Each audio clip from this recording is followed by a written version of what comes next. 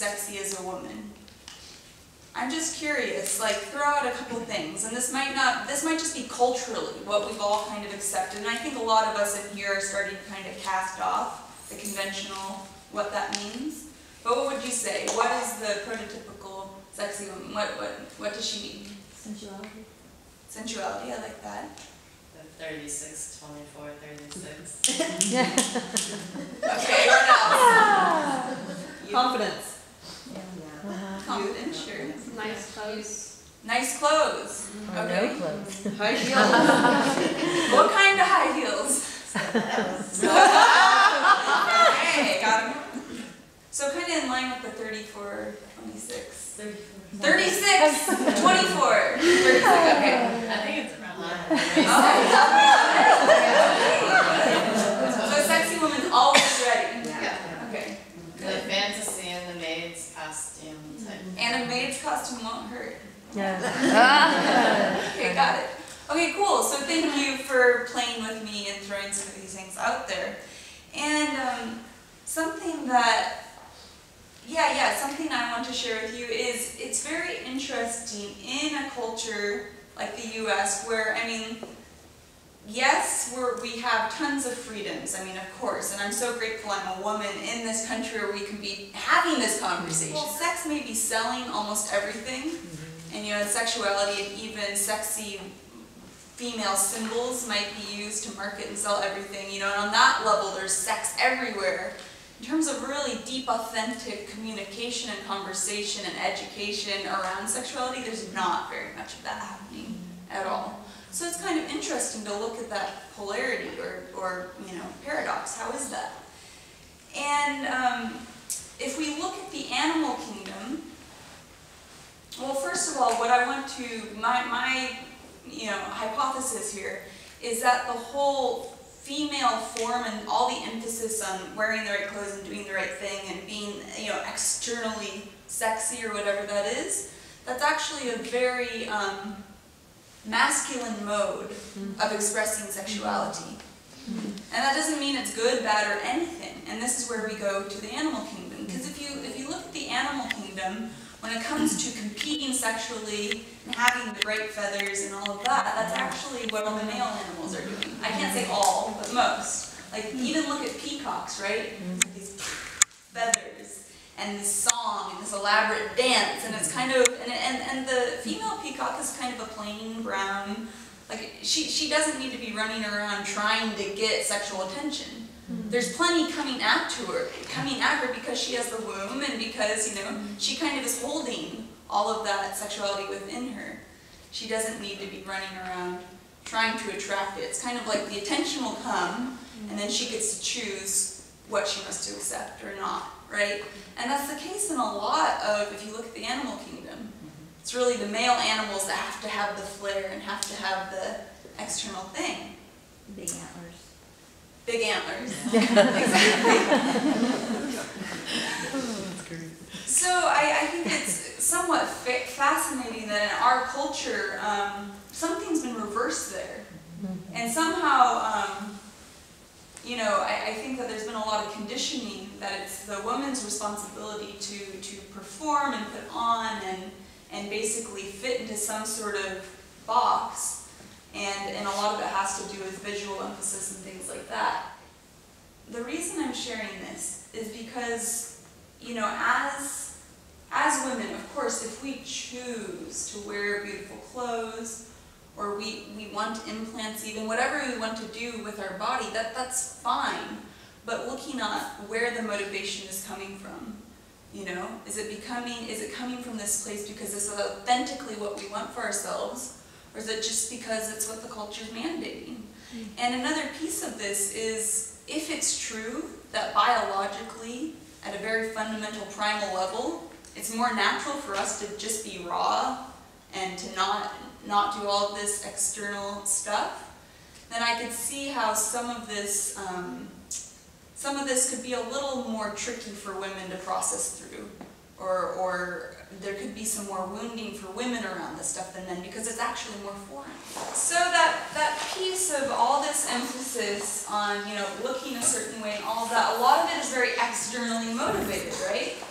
And so it's kind of like from being a very little girl onward, most of us have been taught that in order to be sexy, or in order to be attractive, or in order to be magnetic to draw in what you want, you need to put all this emphasis on what's outside of you, and that'll get it. And so what I'm segueing into is that being sexy actually has very little to do with the external. Some of you are nodding your head, you're like, yeah. So being sexy is just that. Sexiness is a state of being. Sexiness is not really a state of doing, a state of looking, a state of performance.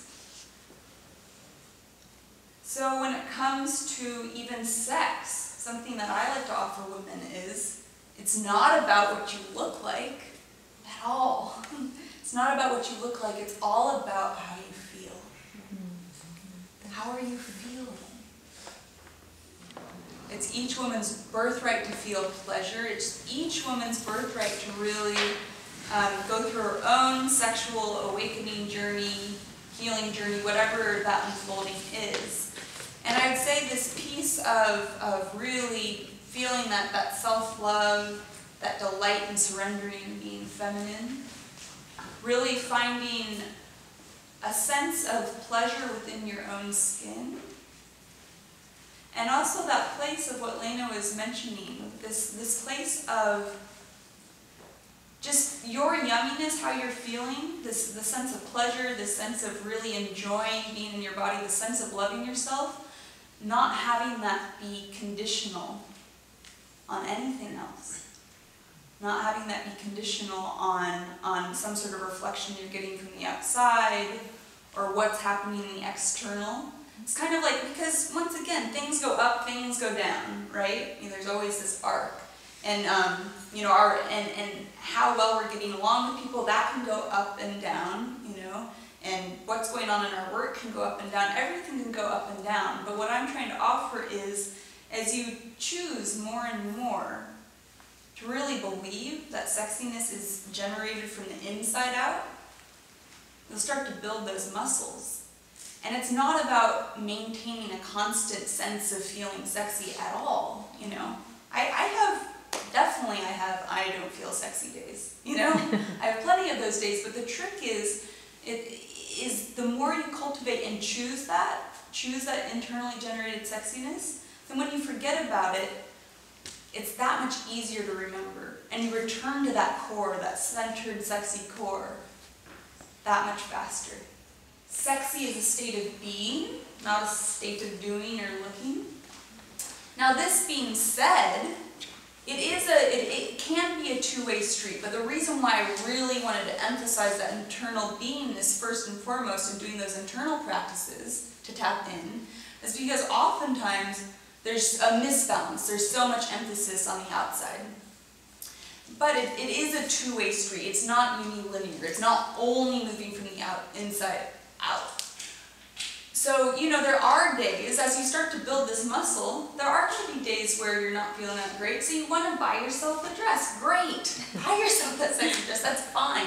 I'm not saying let go of all of your external practices that have you feel good, but it's more like don't rely on the external stuff to create that internal sexual fulfillment, or to create that sense of sexiness. As you start to have this internal sexy core really alive and operating for you, you'll naturally gravitate towards taking great care of the external, and towards eating the yummy food that helps, with your physical health, and towards choosing, I would say, choosing whatever sexy outfits are for you. You'll just kind of gravitate toward that, because you're in tune with that sexy core. So that sexy core is going to be, relating and going to be making choices for you that really do create external, health, beauty, all of that.